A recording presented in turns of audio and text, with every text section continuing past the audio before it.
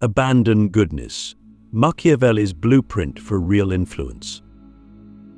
Imagine this: you're standing at a crossroads in life. One path is lined with approval, admiration, and moral praise, the path of being a good person. The other is darker, colder, less predictable. No one cheers you from the sidelines.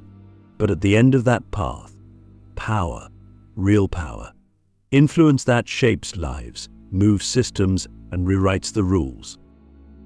Niccolo Machiavelli, writing over 500 years ago, dared to say what most of us are too scared to admit: if you want to change the world, being good won't get you there. And if that sentence makes you uncomfortable, it should, because it's holding a mirror to every part of us that still believes virtue alone is enough to survive or lead in a world that doesn't play fair. Machiavelli's most infamous work, The Prince, has been demonized for centuries.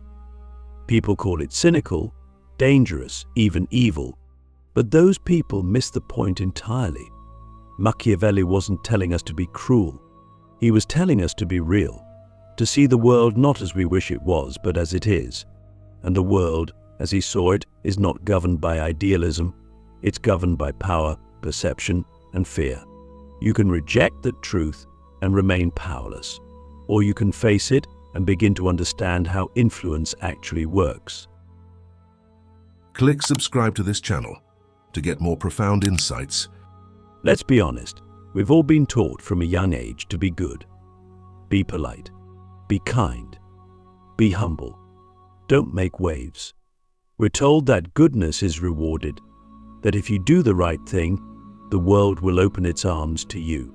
But is that really how it works? Look around. Do the most effective leaders always follow the rules? Do the most respected influencers always play nice? Or are the people who rise the ones who really shape reality, the ones who know when to bend the rules, when to act with boldness, and when to cloak their intentions behind a mask the world finds acceptable? Machiavelli's genius wasn't that he encouraged manipulation, it's that he noticed it. He observed what actually worked in politics, in leadership, in human nature.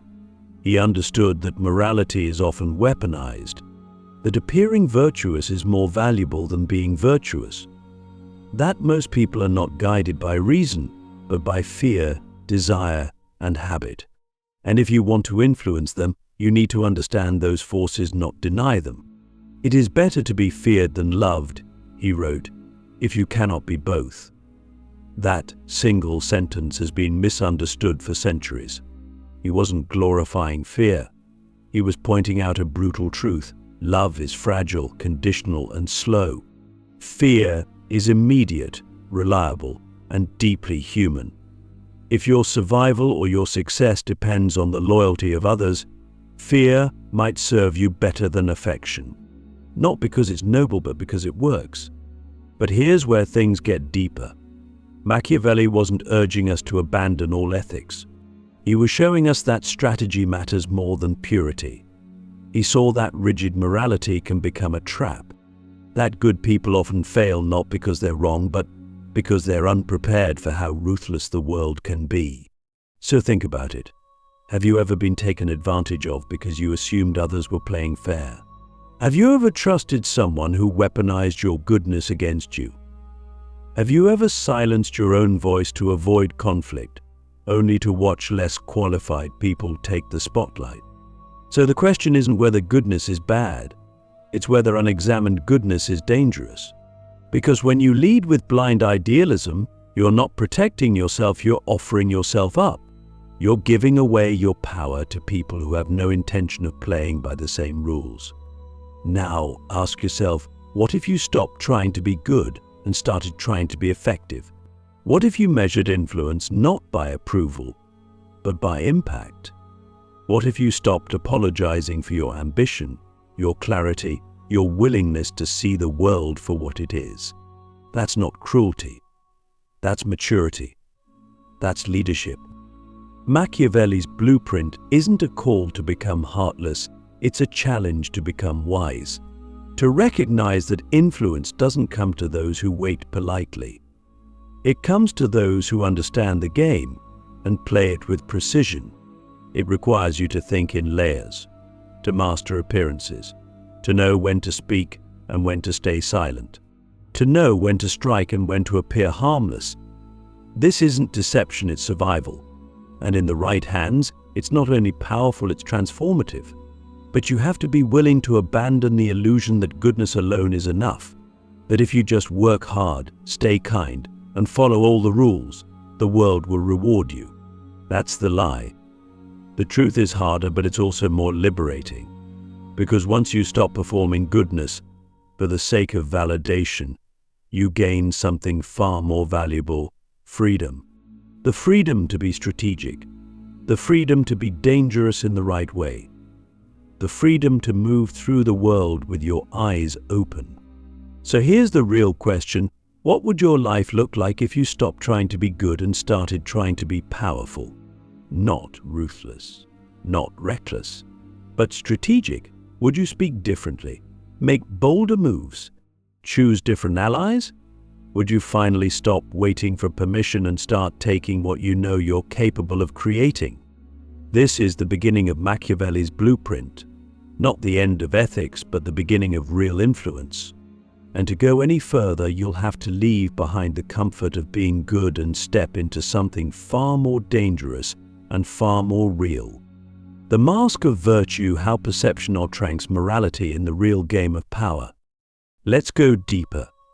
If the first step is abandoning the illusion that goodness alone creates influence, the next step is understanding what actually does.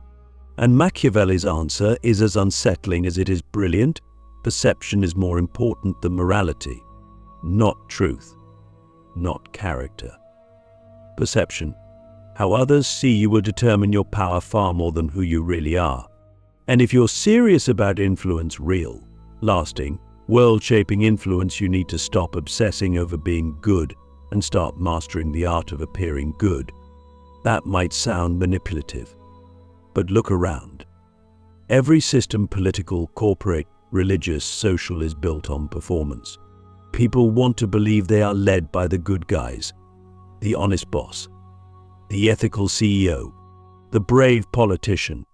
And if you can provide that image, if you can wear the mask of virtue convincingly, you gain trust, authority, and loyalty.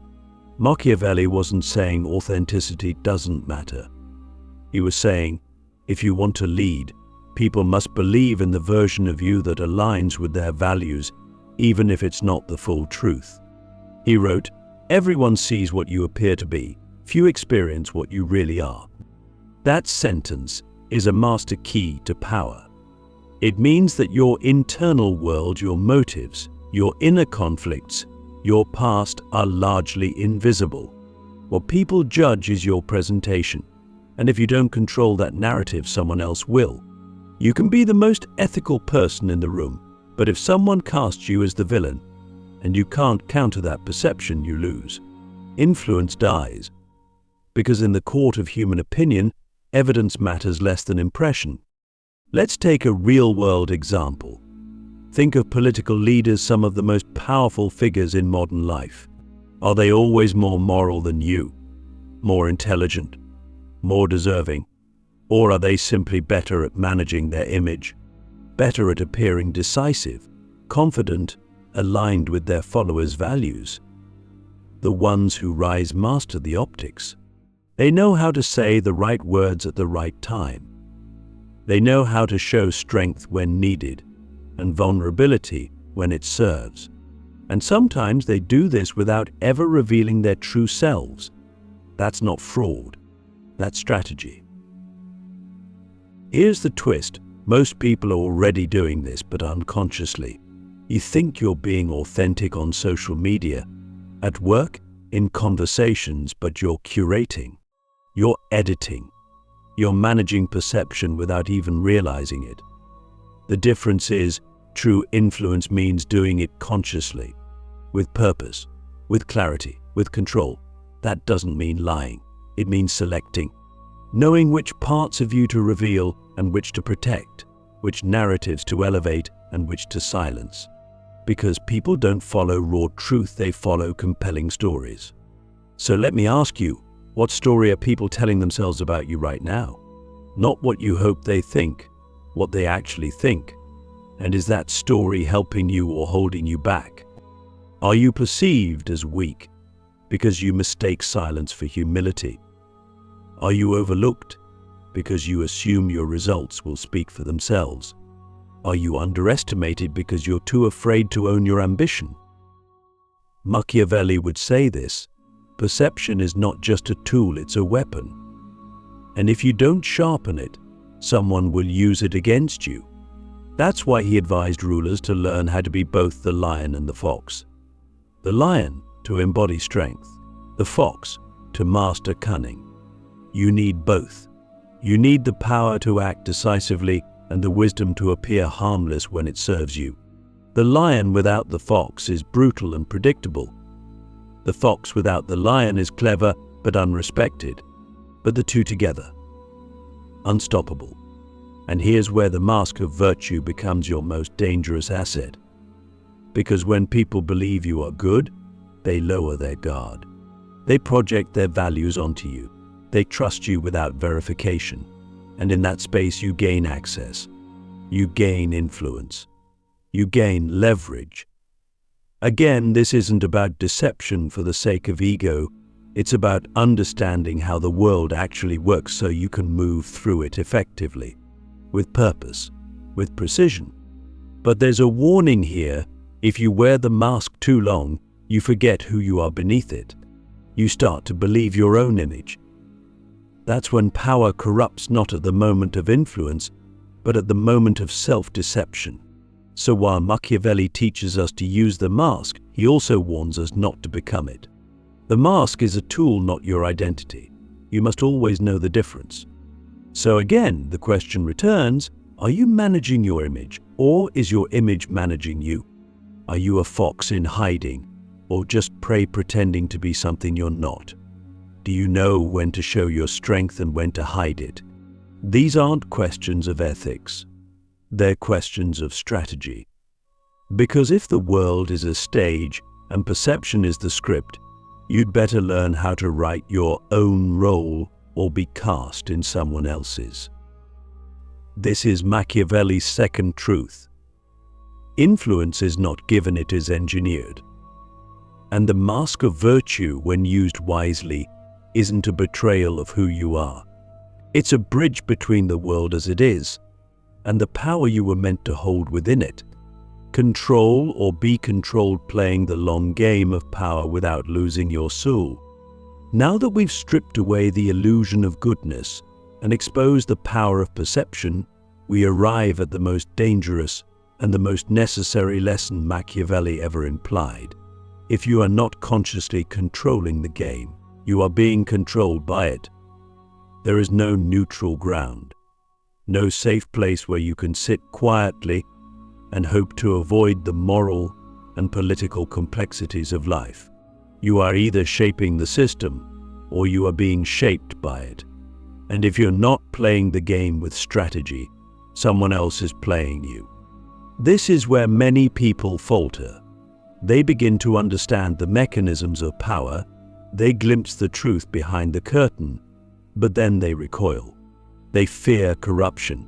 They fear becoming the very thing they once despised. And that fear is valid, but it must not paralyze you. Because the refusal to act is not innocence. It is surrender. And surrender, in the wrong system, is complicity. Machiavelli understood this better than anyone. He lived in a time of brutal political upheaval, where states rose and fell not by virtue, but by cunning. He saw firsthand that those who clung to idealism were devoured by those who understood the game. And yet, he wasn't advocating for soulless cruelty. He was advocating for clarity. He was saying, the world is not fair, but you can still act with purpose. You can still maintain your soul if you know what you're doing. So what does it mean to control the game without losing yourself? It means having principles, but not being imprisoned by them. It means being flexible, adaptive, and aware of timing. It means knowing when to wait and when to strike. It means reading the room, reading the people, and reading yourself. And most importantly, it means understanding that power is a long game. Quick wins are easy, but real influence, lasting influence, requires vision. You cannot build an empire of business, of art, of meaning if you are constantly reacting. You must design. You must think 5 moves ahead. You must know your enemies, your allies, and your own weaknesses. And you must be willing to evolve, because the game always changes. But here's the beautiful paradox. The more you understand power, the less you need to abuse it. When you truly grasp the mechanics of influence, you don't need to dominate. You don't need to manipulate, because you have control not just over others, but over yourself. And that's the real secret. The most powerful people are not ruled by anger, ego, or insecurity. They are ruled by clarity. They don't lash out. They don't panic. They move with intent, because they are not chasing approval. They are executing a vision. Ask yourself this: are you acting from reaction or from design? Are you being pulled into battles that don't matter? Or are you choosing your conflicts wisely? Are you playing to win long-term, or are you just trying to survive the day? Most people live in reaction. They wake up and respond to emails, to tweets, to gossip, to demands. They confuse movement with progress. But Machiavellian strategy asks more of you. It asks you to rise above the noise, to see the system like a chessboard, and to stop playing checkers. But yes, this path is lonely at times, because clarity separates you. Not everyone wants to wake up. Not everyone wants to think. And not everyone will understand the moves you make. But that's the price of leadership. That's the cost of real influence. And you must decide, are you willing to carry that weight? Because if you are, something incredible happens. You stop being a pawn of the world, and you become a force within it. Not a tyrant, not a victim, but something else entirely, a creator. Someone who builds, shapes, and moves reality, not with blind goodness, and not with cruelty, but with precision, strategy, and soul. The final move: how to lead without illusion and leave a legacy that lasts. This is where it all converges. After abandoning the illusion of goodness, mastering the mask of virtue, and choosing to control rather than be controlled, we arrive at the final move. How do you lead without illusion and still leave something behind that matters? Because power by itself is not the end. Influence, strategy, perception, these are tools. But the question you must now wrestle with is this: what are you building with them? What does all this control amount to if it leads nowhere? If it dies with you? Machiavelli's brilliance wasn't just in showing us how to win. It was in forcing us to ask why we want to win in the first place. And now, you must ask yourself, what is the difference between domination and legacy? Between control and contribution? Because real leadership, the kind that outlives you, is not built on fear alone. It's built on clarity. On understanding human nature so deeply that you can use it not just to protect yourself, but to elevate others when the time is right. And here's where the Machiavellian path becomes unexpectedly noble, not soft, not naive, but noble in the deepest sense, because it requires total responsibility. When you strip away illusions, there's no one left to blame. You can't hide behind rules.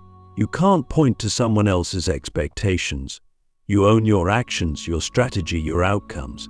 That's terrifying. But it's also the only way to lead without being a puppet to the system you claim to master. You begin to understand that the most powerful leaders are not the most ruthless, they're the most aware. They see the whole board.